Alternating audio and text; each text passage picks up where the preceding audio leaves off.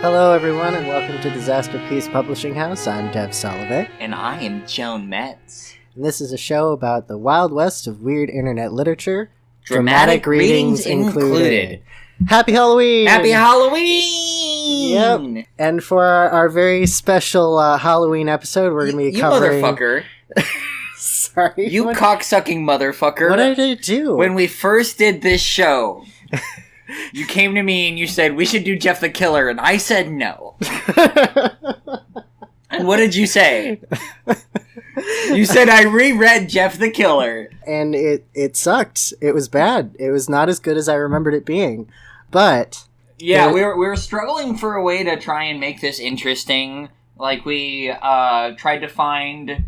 like maybe fun fan fiction to riff on, and just we were drawing dead, but then out of the blue, someone on the Patreon, the Creepypastanator actually reached out to us, and they said because we had been chatting in our Discord server, about how much we were struggling to try the Discord server that we definitely have. Yeah, the 100% real Discord server. And he said that back in the old Something Awful days, he was very involved in lost media preservation, and that there's a version of Jeff the Killer, like a draft, that's a lot rougher than because... You were saying that there were two different versions of the story that are very popular, right? Yeah, there's Jeff the Killer, there's Jeff the Killer 2015, which was kind of a rewritten version. It's not that much more interesting, but this one is a third secret version that nobody's seen until now. Yeah, that's 100% real, and this guy is real, and he... A real person who definitely gave us this real... he works with my uncle at Nintendo. This is the first draft of the famous story that everybody knows that didn't get released until now on our show. Surprisingly, shockingly. Dev refused to share this with me until now, and he made me put on a diaper before we recorded because he said that it's so scary I was going to, quote, shit my pants until the brown filled the room. So, yeah, if you can hear, it's the crinkle of my poopy diaper. Yeah, we wouldn't want a Haribo gummy bear situation, so we're, Yeah, so this very special first draft, never seen before, we're gonna read it on this show. Joan, do you have any, predictions or anything you're wanting to talk about before we dive in? Well, I don't think it's gonna be that much different than the original two, because... even the major rewrite that took on its own life in 2015 isn't that different from the, quote, original, unquote. Yeah. So, I'm imagining maybe, some rougher grammar here and there. Maybe a couple of characters that got taken out for time. Yeah. I don't know. That's my theory. Maybe there's a character that wasn't there... in previous... Yeah. There could be, some extra, subplots, or maybe even, maybe a there's twist a different ending. Yeah. Maybe, some kind of twist ending. Yeah, I don't know. The way that these creepypastas goes, they always try and go for that shock twist ending, Yeah. Content warnings in the description, there's not a lot of them. This is Jeff the Killer, Do you want to jump in? Yep. You ready to jump in? Mm-hmm. All right. Here we go. I've never been more ready for anything in my life. So, let's fucking get this over with. This is the original Jeff the Killer. Mm-hmm. Like you've never seen him before. So, it starts off more or less the same. I want you to actually before I get into this, I just want to put this out there. I fucking hate Jeff the Killer just as a cultural phenomenon. It might as well have been Poop Stinko the Fart Bandit. Who's gonna come into the night and steal your farts is the sexy Tumblr boy. Okay. I want you to tell me, because it starts off more or less the same. I want you to tell me when you think it's starting to diverge from the original story. So here we go. Mm-hmm. Excerpt from a local newspaper. Ominous, unknown killer still at large. After weeks of unexplained murders, the ominous unknown killer is still on the rise.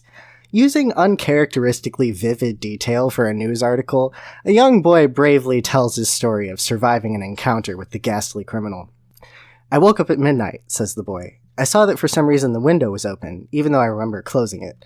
I shut it once more, then crawled back under my covers, putting on Repo Men, the movie starring Jude Law and Forrest Whitaker, which I fall asleep to every night." Huh.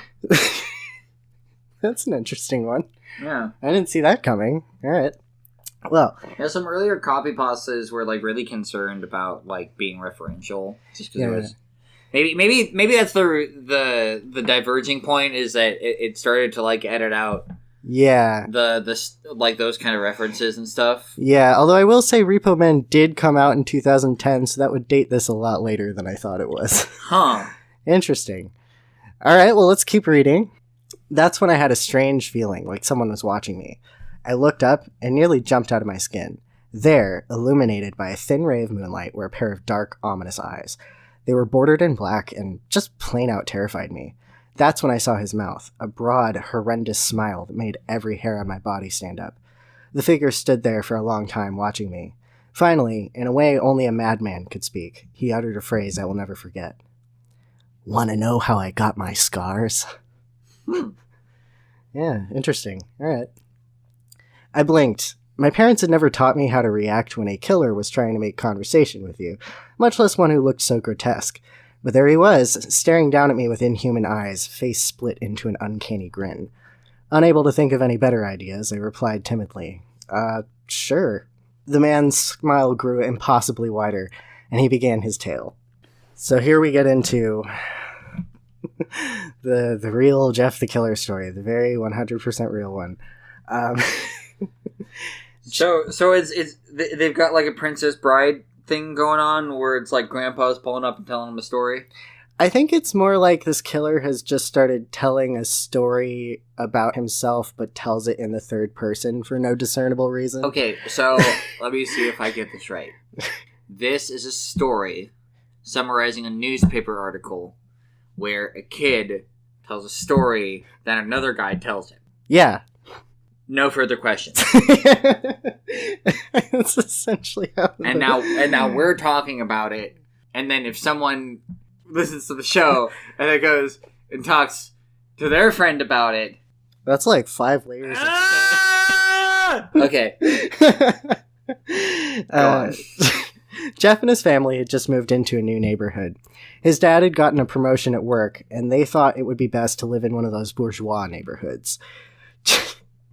Jeff and his brother Leo couldn't complain, though. A new, bigger house with a larger basement that was perfect for studying the blade.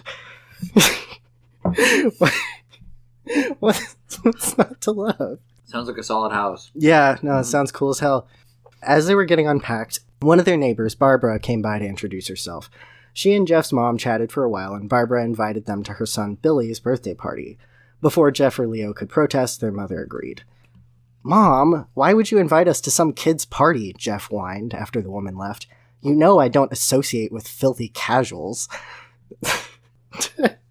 "Jeff," said his mother, "you can't just spend your entire life chopping up watermelons with a katana and arguing about the modern Sherlock Holmes films on Reddit. You need friends." Wait. Now we're going to that party, and that's final. Okay.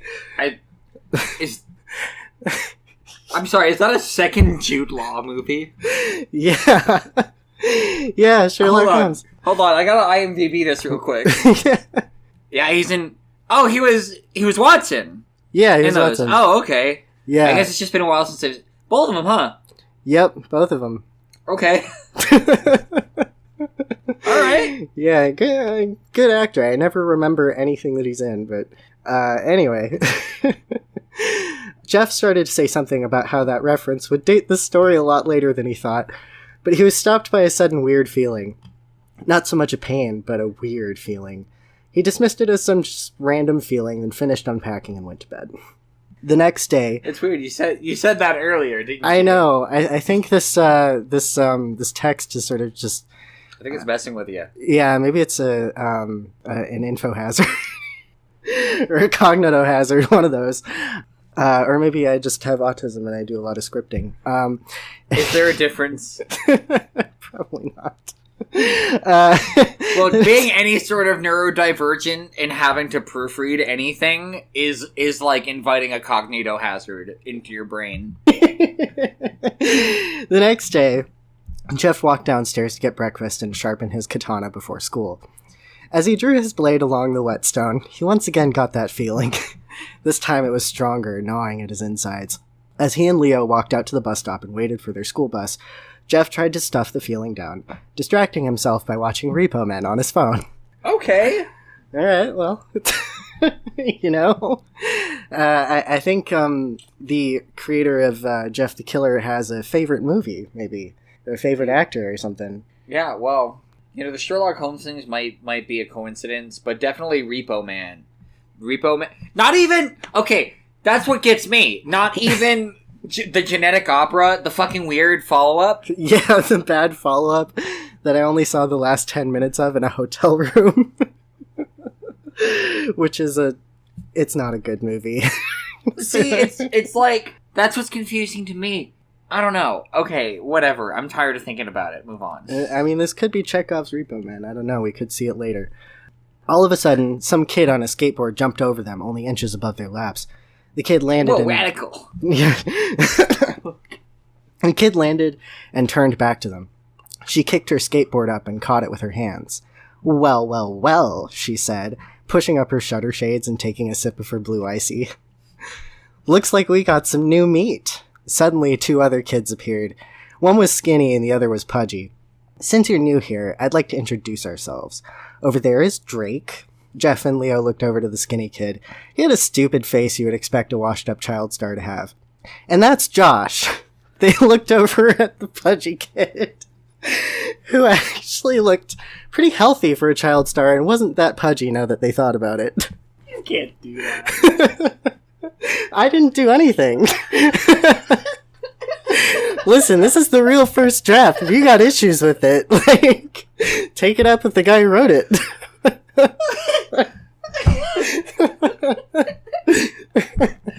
is a girl's name, Megan.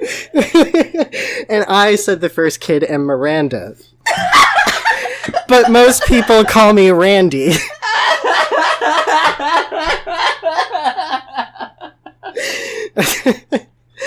I handle everyone's bus fare, she says, if you catch my drift.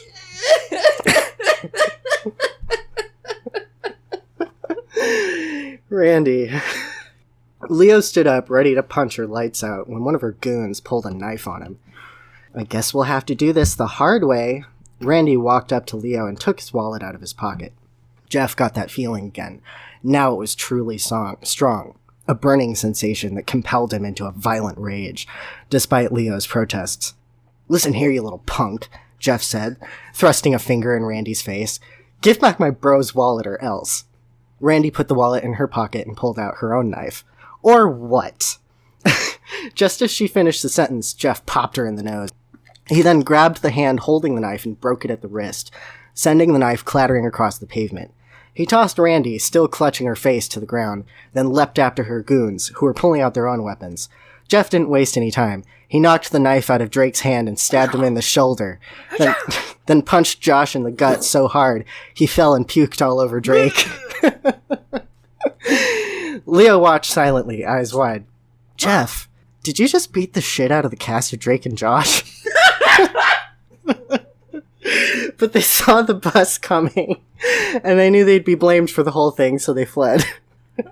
How you doing, Joan? I'm doing... Vibe check. I'm doing great. Your vibes are good? Vibes are good. The vibes are funky? Okay.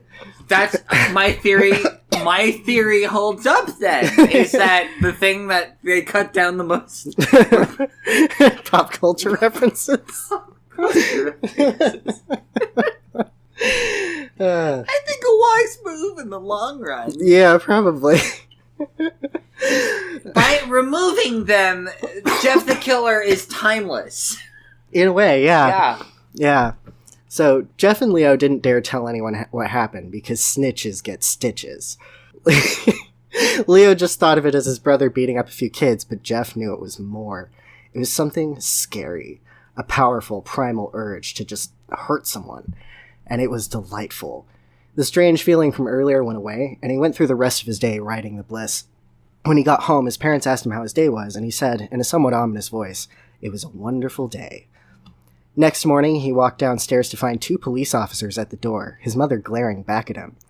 "Jeff, these officers tell me you attacked the cast of Drake and Josh. That it wasn't just regular fighting, and they were stabbed. Stabbed, son." Stabbed, son! "To be fair, we were looking for Drake anyway," one of the officers clarified. Wow, prescient. "Not sure how he escaped prison, but the other 2 didn't deserve it."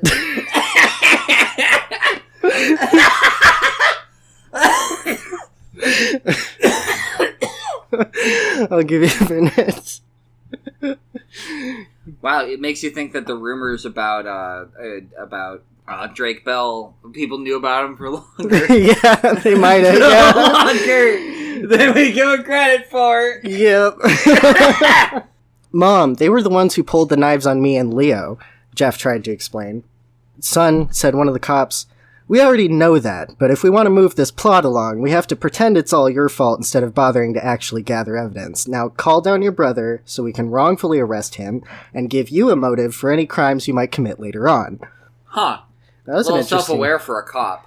Yeah, well, self-aware for a story, I feel like, you know. Yeah. There's an interesting fourth wall breaks there. "Here," Leo exclaimed from behind Jeff, running down the stairs. "I even made it easier for you to frame me." He held up a knife and rolled up his sleeves, showing cuts and bruises. "This is the weapon I used, and these are all the injuries I got from the struggle." The officers pulled out their guns and aimed at Leo. "Son, we appreciate you committing to the bit, but you have to drop your weapon," said the officer. "If you don't, we'll shoot you, and because we're cops, we'll probably face no consequences for it." Well, that's realistic. Yeah, that's the most realistic thing so far.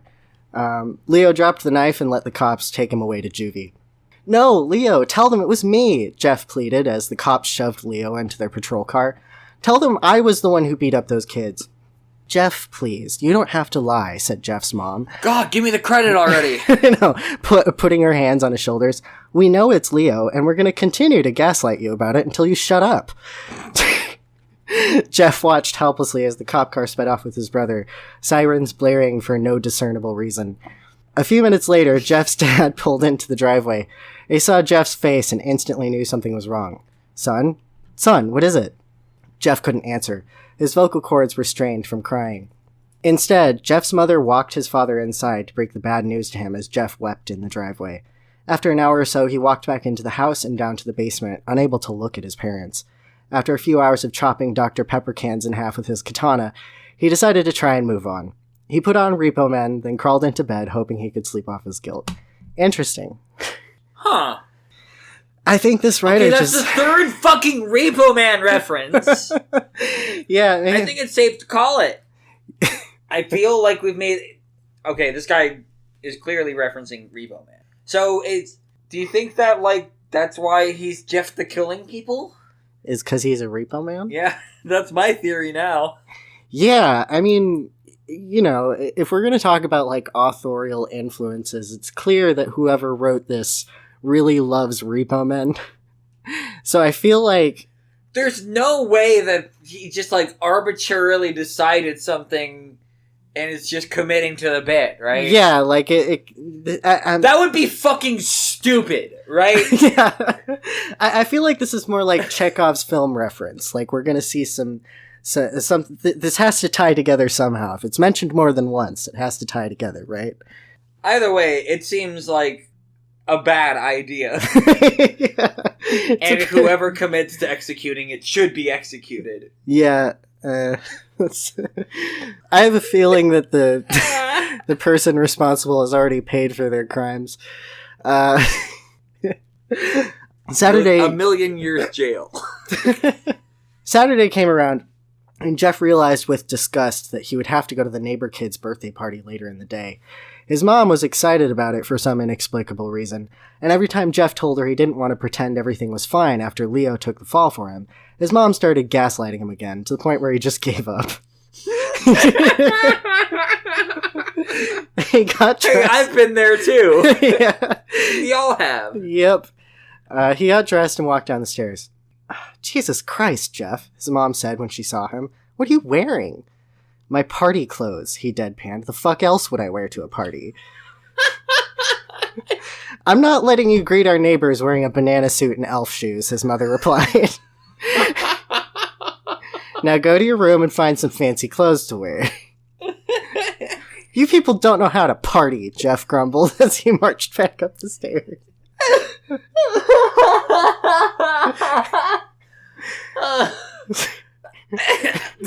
Are you okay?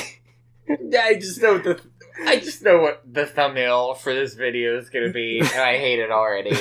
I hate that I'm going to have to draw it. And I hate the author of this for making that the case. Yeah, in a clearly orchestrated move.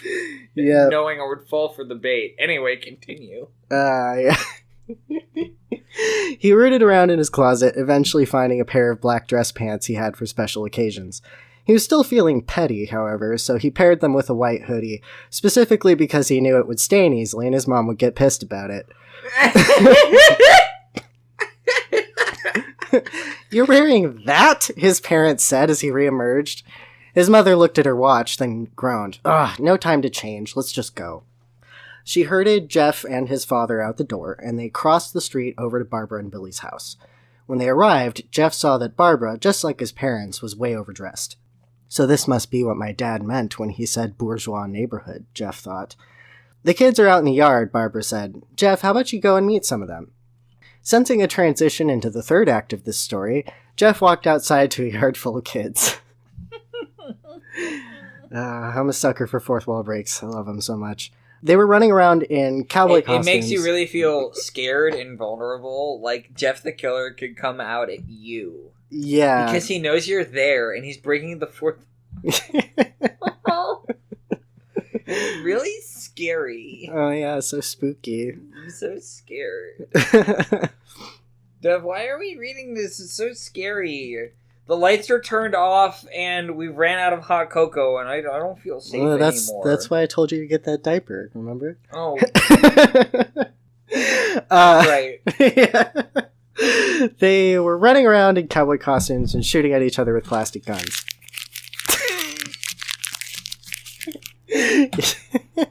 I can't believe I willingly set myself up for that bit. Yeah. This is my bit I constructed for myself.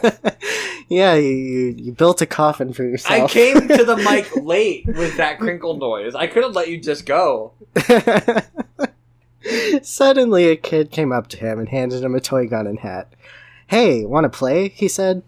Guns are for cowards, Jeff replied. A real Sigma male like myself uses a sword. I think guns are cooler, the kid replied. So, I will say, it is interesting.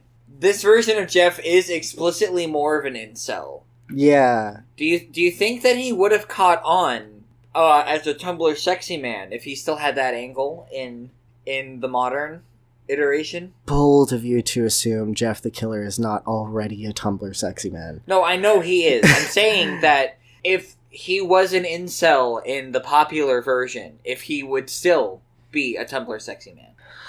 Yeah, I think he would. If he was a push his glasses up, take nothing personal kid teleports behind you, like Channer, you think he'd still be a Tumblr sexy man?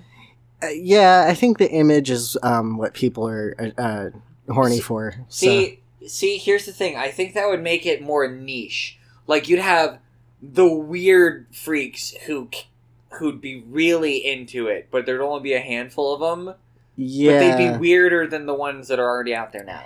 I don't know. I feel like he'd at least be on the tier of Patrick Bateman from American Psycho. See, I see him more on the tier of the people who want to fuck the puppet from Five Nights at Freddy's. That's actually fair. Yeah. And making him an incel would only put him a peg lower, which would, of course, be the puppet from Goosebumps. You jumped the gun with this discussion, because there's another line that sort of I'm sorry. Supports your theory. Okay. I think guns are cooler, the kid replied. Jeff looked down his nose at the insolent child.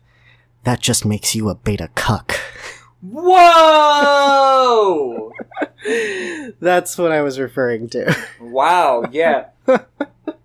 So you still think you would be as Tumblr sexy man if he was going around saying like, "What's up, cuck? Stabby, stabby." Listen, I've been in the Elder Scrolls fandom long enough to know that people will be horny for some rank-ass characters, so it does not surprise me. No, I am saying, Dev, I don't think you understand the shade I'm throwing. I am placing that tier equal to the slappy fuckers. That's the same tier to me. That's fair, yeah. So that's where I'm placing him. The kid pouted, giving Jeff puppy dog eyes. Please play with us? Fine, said Jeff. Let me just get some go juice in me first. He slammed 6 shots of Fireball whiskey, wiped his lips, then put on the hat and started to pretend shoot at the kids.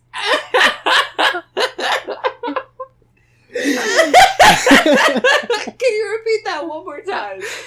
Start from... Let me just get some go juice in me first. He slammed 6 shots of Fireball whiskey, wiped his lips, then put on the hat and started to pretend shoot at the kids. I think it's very funny that Jeff, the killer, likes to get white girl wasted. Well, it's foreshadowing. Yeah. For how white he would be. It's a subversive literary masterpiece, Dev. I don't think you understand. It would have been very funny if this person had made the Fireball whiskey the thing that turns his skin white, but I don't think they thought of that while they were writing this. At first he thought it was ridiculous, but then he started to actually have fun. It might not have been true Sigma male behavior, but it was the first time he had done something that took his mind off of Leo. So he played with the kids for a while, until he heard a noise, a weird rolling noise. Then it hit him. Randy, Drake, and Josh all jumped over the fence on their skateboards. Jeff dropped the fake gun and ripped off the hat. Randy tossed her shutter shades aside and glared at Jeff, her eyes burning with hatred. "Hello, Jeff," she said, her bruised nose scrunched up into a snarl. "We have some unfinished business." Man, the way that she's saying it there, it almost makes it feel like the way she's saying it spelled with a G instead of a J. And that's just fucking disrespectful. Oh, I just got that joke. All right. There we go. I think we're even, actually, Jeff replied, his voice a little slurred from the whiskey. I beat the crap out of you. You got my brother arrested. Randy grinned maliciously. "Oh no, I don't go for even. I go for winning. Now sit still while I rip your balls off and shove them down your throat." Whoa! Harsher language than the original one. Megan! That is something Megan would say. I don't know if it's something Miranda Cosgrove would say. It was definitely something No, actually, Megan vice would say. versa. No, that's something Miranda Cosgrove would say, but not Megan. Okay, fair enough. She rushed at Jeff and raised her skateboard high, winding up to bring it down on Jeff's head. He dodged, and her skateboard snapped in half when it met the ground. Randy swung her broken skateboard again, mouth foaming with rage. Kids were screaming and parents were running out of the house. After several repetitions of this, Drake and Josh realized embarrassingly late that there was a fight happening and pulled out guns. Oh my god. "No one interrupts or guts will fly," they said. Randy pulled a knife on Jeff and stabbed it into his shoulder. He screamed and fell to his knees, clutching the wound as blood gushed over his fingers. As he keeled over in pain, Randy grabbed a bottle of vodka off a nearby picnic table and swung it at Jeff's head. It made a thunking noise, but it didn't shatter. As it happened, vodka bottles were quite difficult to break, and after a few more fruitless attempts, Randy gave up, unscrewed the bottle, and poured the vodka all over Jeff instead. Oh my god. "What's the matter?" Randy taunted. "Are you scared?" You can tell that he was a little more hung up on the realism. Yeah. As Jeff sat there curled up on the grass, dazed from all the blows and approximately 24 ounces of Fireball, he got that strange feeling again. It mounted within him. He got that yee-yee sensation. He about to take that horse to the Old Town Road. And stab till he can't no more. It mounted within him until his vision went red with bloodlust. He didn't just want to hurt Randy anymore. He wanted to kill her. He wanted to kill everybody. There, Jeff, said a smooth, melodic voice. The sun will shine on tomorrow. A beacon of light shone down from the heavens, piercing through Jeff's murderous rage. He looked up at the source of the light to see a silhouetted figure standing over him. The figure stepped out of the light, and his face became visible. Oh my god. Jeff, is this Jesus Christ? It might be. Is Jeff the Killer about to be saved by our Lord and Savior? I think he's about to be saved by someone better. Jeff's lip quivered as he stared up at the visage smiling down at him, encircled in a golden halo. Jude Law? Is it really you? Oh my god! Oh my god! Yes, it is I, Jude Law said, in the soothing tones of Lemony Snicket, his character in a series of unfortunate events. The Nickelodeon one with Jim Carrey, not the good one on Netflix. I have come to you in your hour of need. Whoa! So how do we feel about that twist? Most creepypastas have a twist ending, but this one has a twist middle.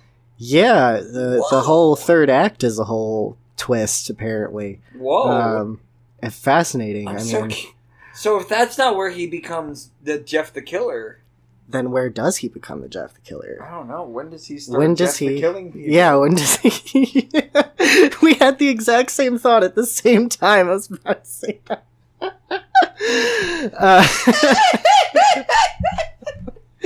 Alright, well, I gotta piss, so let's take a break. Yeah, that's a good place. This is a good place for a break. Yeah.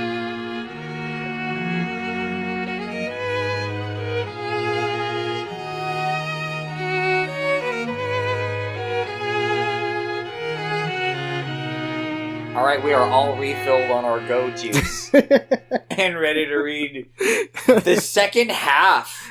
Yeah. This unseen until now second half of Jeff the Killer. That is factually accurate. Yeah, that is factually accurate. I don't understand, said Jeff, trembling in awe as he knelt before this divine beacon of hope. You have great potential, Jeffrey Woods, he said. You've studied the blade well, but I can help you become so much more. He reached out to Jeff. Take my hand. Jeff took Jude Law's hand, who then helped him to his feet. Randy and her goons, who had all been standing there looking stupid for this entire exchange, backed away slowly as Jeff followed his new mentor out of the neighbor's house. Jude Law took Jeff to a large, pristine building on the edge of town, with the words, Jude Law's Martial Arts Academy emblazoned on the front. This is my life's work, he said to Jeff, gesturing to the building. Apologize about my terrible British accent, by the way. Don't apologize. They deserve it. He opened... I'm not going to say that it's a good one. I'm just saying that, no, they have it coming. Okay, yeah, that's fair. He opened the front door, which led into a dojo where 40 or 50 young men, just like Jeff, were congregated, arranged in formation and drilling martial arts exercises. Here, I instruct special children like you in the way of Wing Chun, the martial art I learned from Robert Downey Jr. on the set of Sherlock Holmes. Everybody have fun tonight. Everybody Wing Chun tonight. I always told everyone on Reddit that you were the best part of that movie, Jeff said, but they never listened. Oh my god. Jude Law looked down at him, smiling serenely. I was listening, Jeff.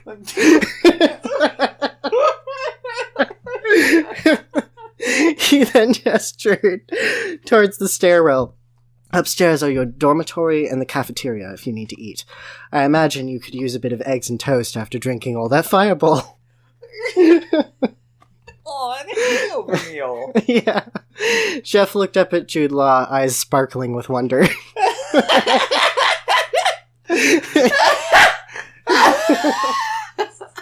Thank you, Sensei. He did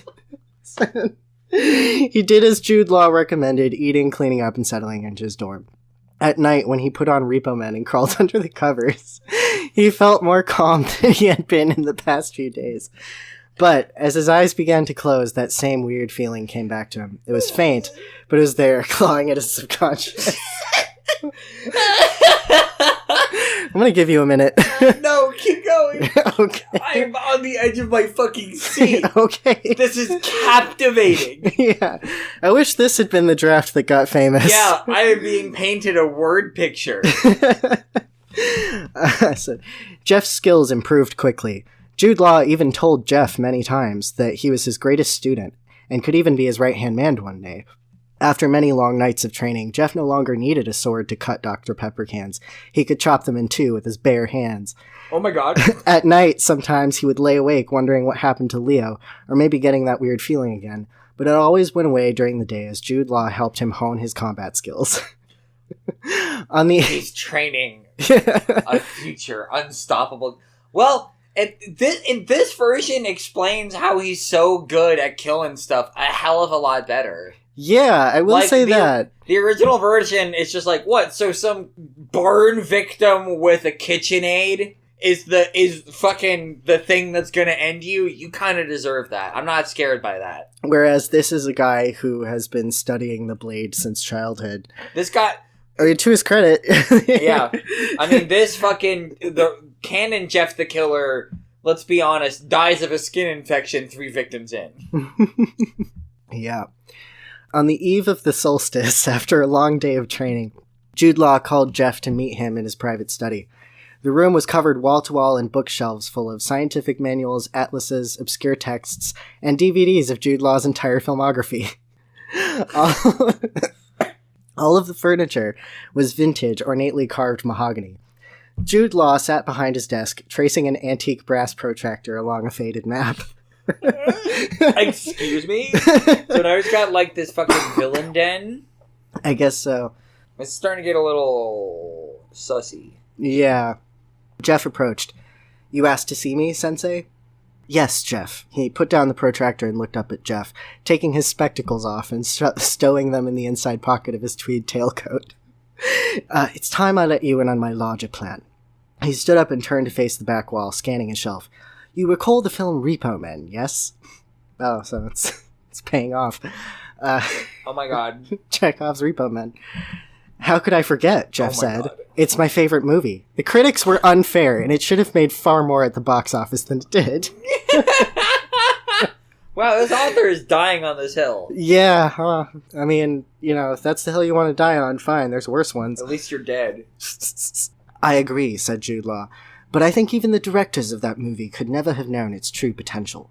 He pulled out a book from his shelf, and there was a loud clunking noise. With lots of labored creaking, the shelves parted, revealing a hidden passage. Oh my god. Jude Law stepped into it, beckoning for Jeff to follow him. Organs aren't cheap, Jude Law explained as they walked down the hall, nor are they easy to get. But he stopped right in front of a door on the right and opened it, gesturing inside. It's considerably more efficient to clone them. Well, that's a twist I didn't see coming. Excuse me? The room was a massive lab. Jude Law led him further inside, showing him rows of suspension tanks full of human organs at various stages of growth. These are our early attempts, Jude Law explained, but we found that they couldn't last long enough on their own. He gestured across the aisle at a table where 2 scientists were working on something. Jeff peered at their table. When he saw what it was, he reeled back in horror. Is that... He swallowed. Is that a cybernetic heart? Oh my god? Yes, Jude Law replied. We've been able to produce them using the technology from my cybernetic implants, which they gave me for my role in AI artificial intelligence. Oh my god! Didn't you play a male prostitute in that one? That's not important, Jude Law replied. What's important is that we can make Repo Men a reality. Well, I could have delivered that line a lot better, but how do you feel about that twist? Whoa! I want to check in where your thoughts and emotions are. What's your vibe at? I don't know how I'm gonna feel until I see how this all comes together. All right. How do you react to a twist like that except to go, next! Tell me more! Tell me more! Jeff blinked. Wasn't the whole point of that movie to show how playing with people's lives like that has very bad ethical implications? But there's so much more to it than loaning out organs, Jude Law continued as if he hadn't heard Jeff's response. We can use the genetic science we've learned to rule the world, to make an army of people with superior strength, agility, and intelligence, with unlimited access to cybernetically modified organs. We could achieve immortality. Parentheses, 1998. I'm taking it. Yeah. Yeah, that was a movie that Jude Law was in. Yeah, indeed that was. I don't know what movie that... Have you seen that movie? No. No, me neither. Okay. Jude Law stopped in front of a large elevator at the end of the room, pressing the button. The doors slid open and he gestured inside. "The time has come, Jeff," he said with a hopeful, albeit somewhat deranged smile. "You are ready to join our order." Jeff stepped inside, riding down the elevator in silence. What had he gotten himself into? Over the past few months, Jude Law had been a better father to him than his own parents had been. But this was just especially a better father than his mother. This was just too much. The elevator came to a halt and the doors opened. Jeff followed Jude Law out into a vast room that looked like a large cave converted into a hideout, with a very similar aesthetic to Pitch's lair in Rise of the Guardians, complete with a black globe in it as its centerpiece. Jude Law gestured out into the courtyard and Jeff's jaw dropped at the side. "Behold," Jude Law said, "all the king's men." Parentheses, 2006.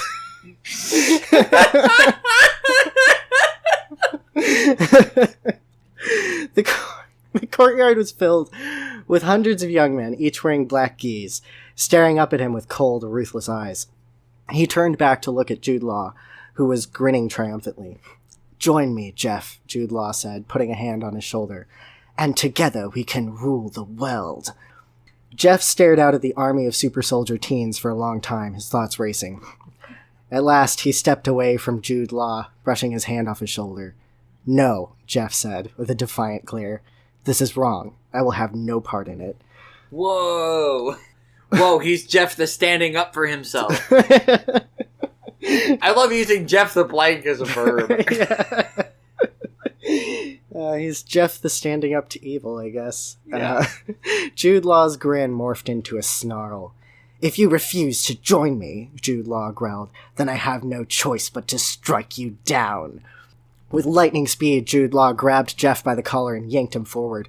Before Jeff could register what was happening, he was flying through the air, compelled by Jude Law's superhuman strength, as he tossed Jeff into the middle of the crowd of super soldiers. "Repo men!" Jude Law bellowed, addressing his army. "Destroy him!" Oh my god. It's all the king's repo men. All the king's immortal repo men.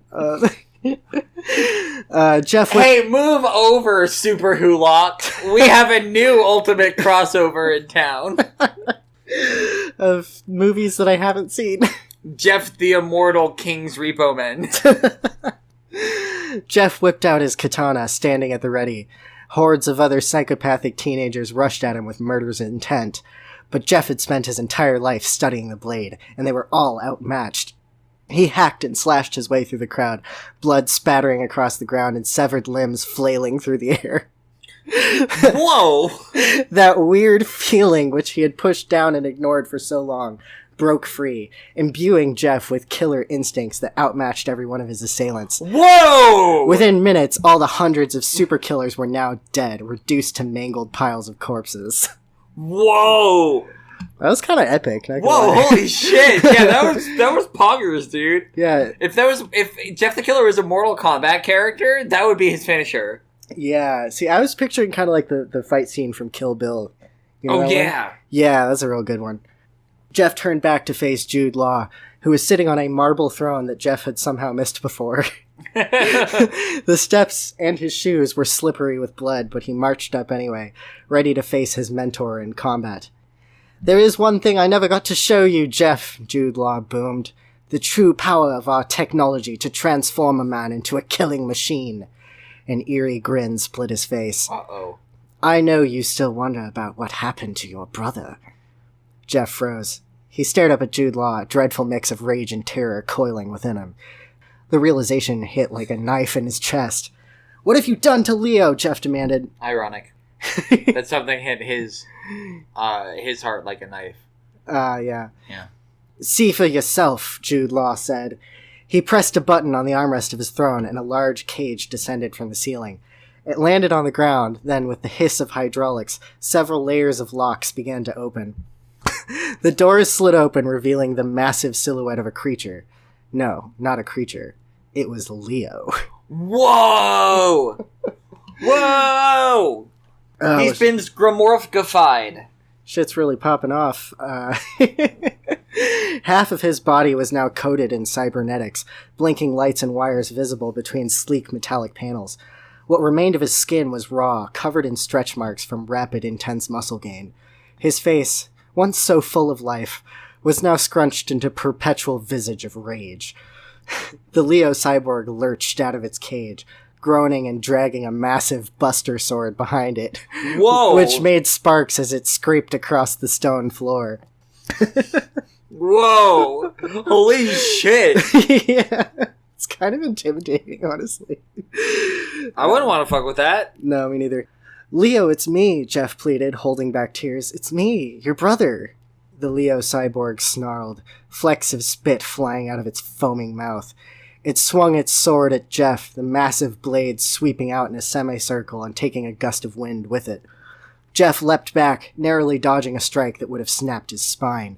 He ducked and dodged as the feral monster continued its ruthless assault, calling out to whatever remained of his brother and begging it to stop. But it didn't listen. At last, Jeff realized he couldn't stall any longer. Paragraph indentation.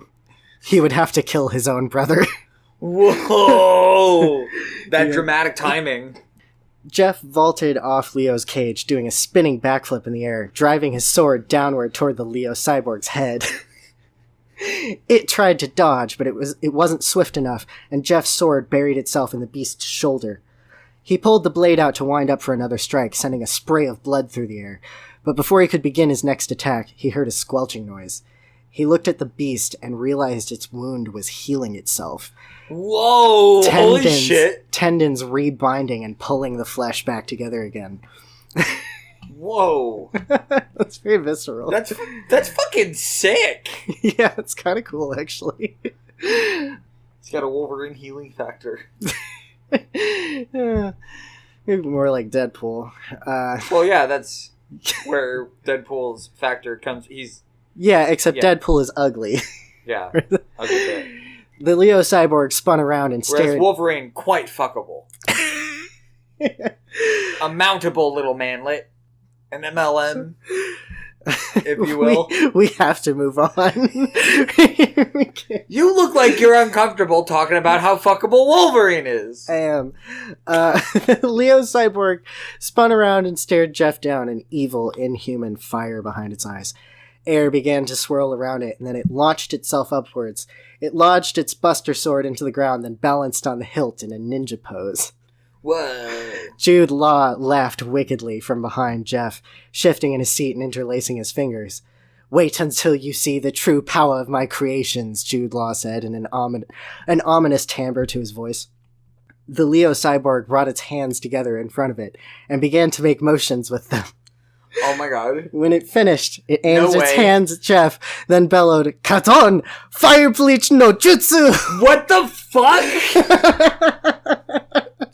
What the fuck? Excuse me? Katon! A huge blast exploded out of his hands, sending a comet of fire and bleach blazing towards Jeff. Oh my god. He tried to dodge, but the blast was too big and it quickly engulfed him. The burn was excruciating, the bleach sucking all the color out of his skin as the fire melted and morphed his flesh. That's what it sounds like.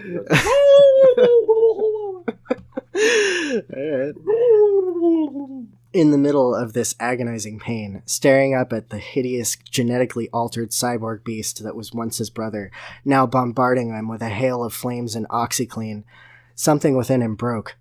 In a world where life was so mundane, so expendable that any ordinary man could tamper with it in any way he wished, there could never be any significance to it. Humanity was little more than an arbitrary idea, a lie we tell ourselves to distance us from the brutality of nature. And in that moment, whatever part of Jeff that still hung on to that lie finally let it go. All that remained was that strange feeling which always lay at the back of his head. the primal instinct to kill. Holy fucking shit. Yeah, that was pretty raw. Amst brutal. That's like something Jared Leto's Joker would say. That's something Jared Leto thinks his Joker would say. Yeah, that's fair. Because what was just there was actually kind of cool. I can't believe I'm saying that about Jeff the Killer, but that's kind of cool. Well, I'm glad you enjoyed it. I enjoyed it too. Jeff screeched and launched himself into the air, sending a flurry of strikes raining down on the beast. The Leo cyborg tried to dodge and swing its buster sword around to give its wounds a chance to heal, but Jeff's strikes were too swift, each slash tearing a new hole in its flesh. As he hacked away at the beast, bathing in the blood of the creature that was once his own brother, a smile started to form on his face. It grew and grew until his lips tore at the seams, and he still kept smiling. One final slash was all it took. Jeff sliced open the Leo cyborg's throat, spraying blood everywhere. Jeff stood directly under the fountain of red gushing out of his brother's throat, letting it quench the fire and cool his bleached skin. Holy shit. Jeff turned slowly towards the throne, eyes wide and smiling maniacally. Jude Law's face paled, and he started to get up. But before he could run away, before he could even get out of his seat, Jeff dashed up to the throne, towering before him. "You leave me no choice, Jude Law," Jeff said, grinning maliciously. He raised his katana with pure bloodlust in his eyes. "I'm going to Jeff the Kill you."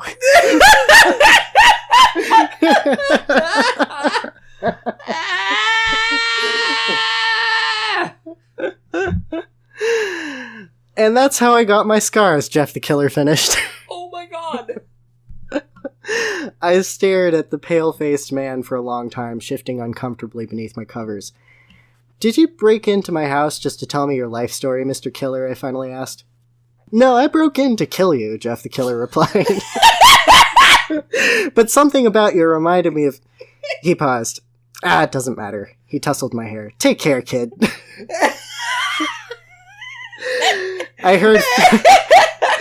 heard footsteps coming up the stairs, and before I could say anything else, Jeff the Killer yeeted himself through my window, shattering the glass.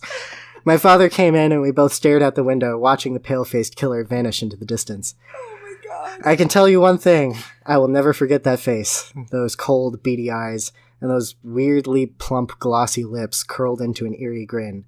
I know for sure that they will never leave my head, or my name isn't Jared Leto. Whoa! Get some backstory. That explains everything! Yeah, police are still on the lookout for this man. If you see anyone that fits the description in the story, please contact your local police department. That's the end of the news article with uncharacteristically vivid detail. Yeah. Well, back then, they used to be able to pay their writers more, so they wrote better articles. How do you... I want to get your thoughts and feelings on this first draft of Jeff the Killer. Well, I'm disappointed in a lot of the changes that were made in the final version. I feel like the relationship between Jeff and Jude Law is the real heart of the narrative. The fact that he loses sight of his brother in favor of this manipulative figure that twists him into the monster he becomes. Yeah. I think that's like the core of what could have been a really interesting character.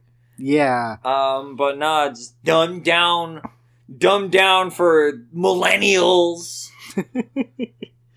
who just want to click everything on their phone these days and copy pasta everything. Yeah. No room for subtlety. I don't know. I think this version sucks. Yeah. Yeah, it fucking sucks.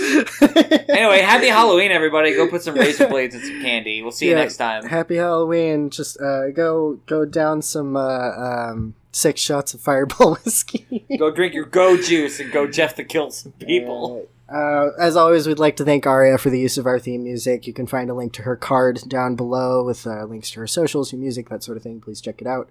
Joan, do you have any pluggables? Yeah. You can go and howl at the moon until you turn into a wolf. No projects you want to... No. No plugs? Just howl and go, oh. Just howl, yeah. And also subscribe to my Patreon, because all of my projects have been put on hold at the moment for financial reasons. So I don't like being that guy, but if he could support financially, that'd be really, really great. And happy Halloween. We'll see you on the next episode. See ya, Space Jeff the Killer. Yeehaw! This episode sucks. Yeah.